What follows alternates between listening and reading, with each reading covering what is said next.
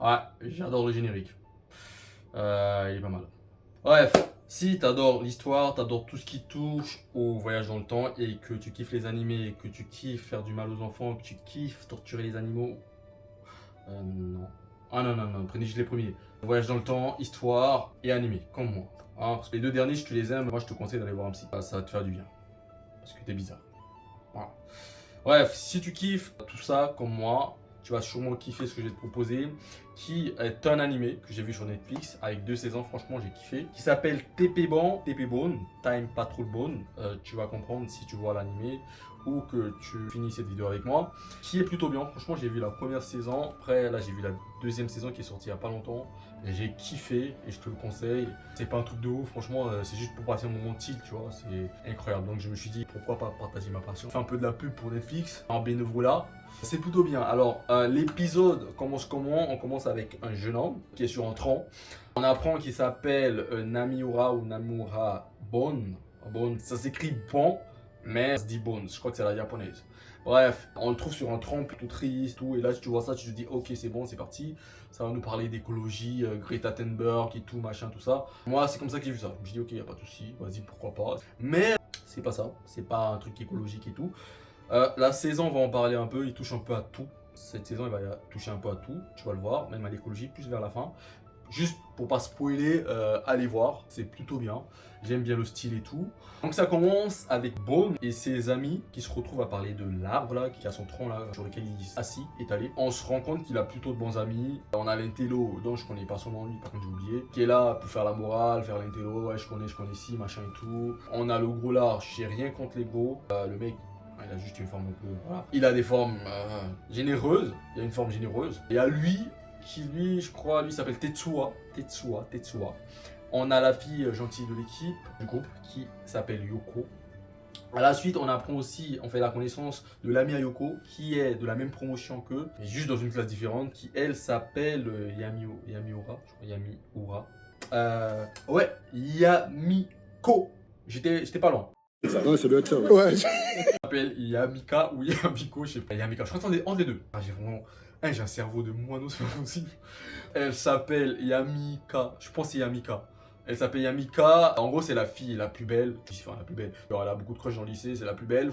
Moi, perso, je fais pas la différence. Tu la prends elle, tu prends Yoko, tu colles les deux. Moi, je trouve que c'est les mêmes têtes. On a juste changé la coupe. C'est même pas la coupe, c'est les mêmes coupes. C'est les mêmes coupes. Tu vois, c'est littéralement, je vais vous mettre les images, c'est les mêmes coupes, c'est juste les couleurs qui sont différentes. Ah, je suis désolé, c'est bon, me foutez pas notre gueule.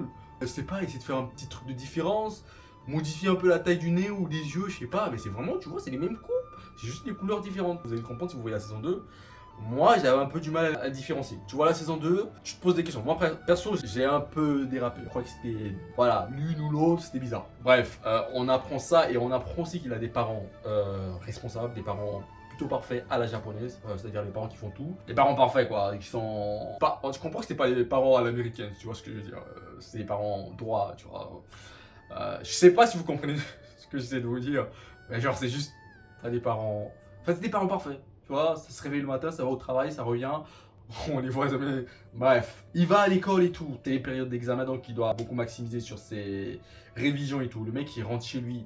En rentrant, il y a une proposition, une invitation de Tetsuo qui l'invite chez lui pour aller voir une collection de je ne sais quoi, de vinyle de son père. Il rentre chez lui et là, il lui arrive un truc bizarre. Tu te dis, soit le mec, il sniffe une poudre blanche. Moi, j'ai pensé ça. Mais je me suis dit, mec, fais gaffe.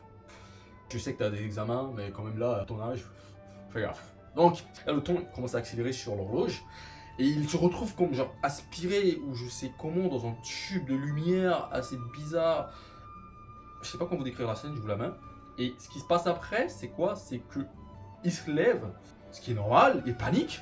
Et il se dit, c'est sûrement les examens. À sa place, tu aurais dit la même chose. Peut-être la fatigue, c'est le stress des examens et tout, des fatigues. Donc il se lève, il se met en route pour aller chez Tetsuya. Et là, il se reçoit une fille qui tombe du ciel, dans la gueule. Il tombe. D'ailleurs, la scène est un peu bizarre. La tenue de la fille, c'est un peu, limite. Mais j'ai compris que c'est le Japon. On juge pas, c'est le Japon. Il se lève, la meuf, pas d'excuses. Elle se barre, tranquille. Ok, vas-y, il se lève. Il prend sa route. Comme sorti de nulle part, il se fait intercepter par une crotte de nez. Littéralement, une crotte de nez. Donc bref, il arrive chez Tetsuya, il est un peu déconnecté de tout ce qui lui arrive, moi je comprends. Mais comme ça suffisait pas, Tetsuya là qui lui montre sa collection de vinyles de merde, peine pour lui, franchement peine pour lui, c'était chiant, je m'emballe, je m'emballe. Mais bref, il lui montre la collection de vinyles et quelque chose d'assez, enfin horrible, d'assez, on va dire, assez lourd, non pas lourd, assez inattendu va arriver. Parce que Tetsuya, le con, je sais pas comment il va faire, il lance un bout de papier et le truc il arrive sur le balcon. Et c'est là que tu te rends compte que c'est pas fait pour les enfants.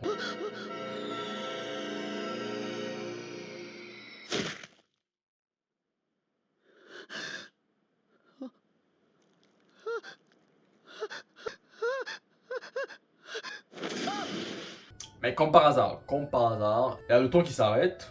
Et là, il y a la meuf de tout à l'heure avec la crotte de nez là qui sort. Je sais pas comment t'expliquer, mais elle sort un bâton et là, on rembobine. Le temps il remonte dans le passé, il remonte.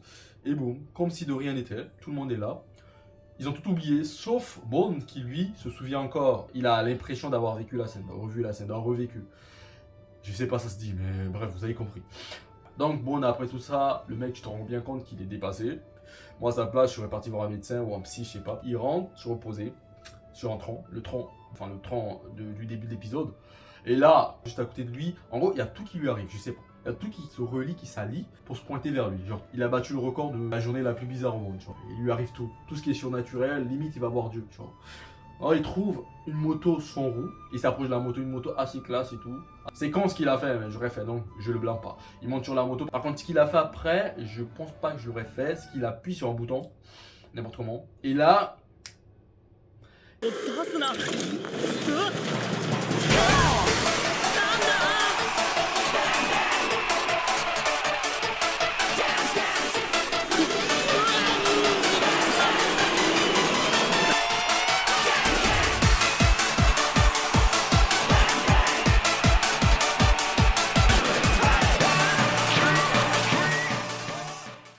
ah ouais, je l'avais vu venir. Donc, comme par hasard, il se fait sauver à l'extrémiste par la fille et la crotte de nez là, qui lui explique qu'il a dû faire un bond dans le passé grâce à la moto qui est un vaisseau temporel créé par une organisation secrète qui s'appelle la Time Patrol et qui permet en gros de voyager dans le temps et d'empêcher les événements injustes, c'est-à-dire les morts injustes.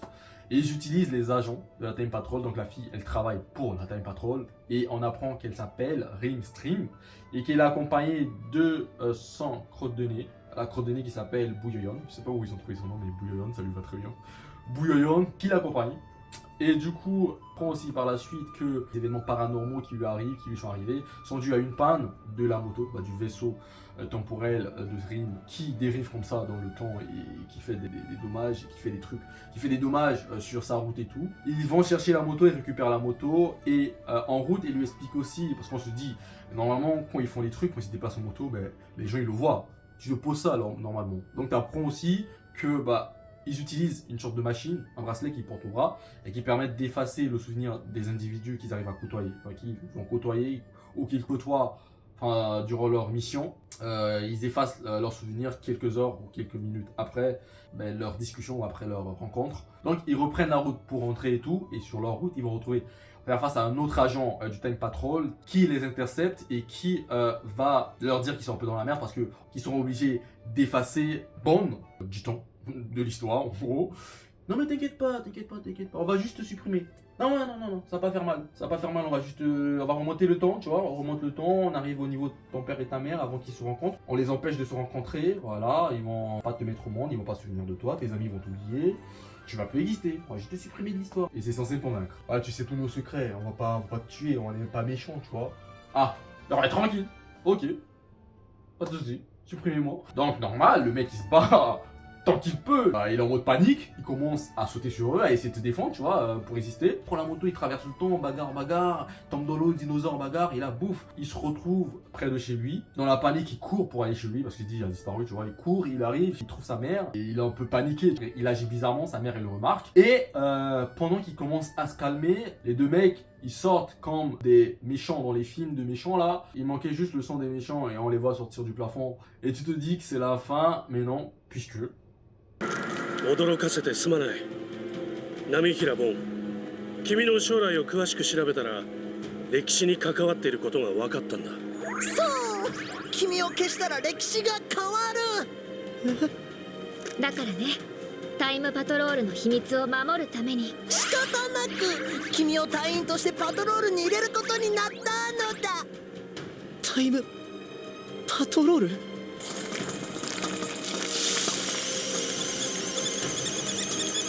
僕が歴史に関わる？僕が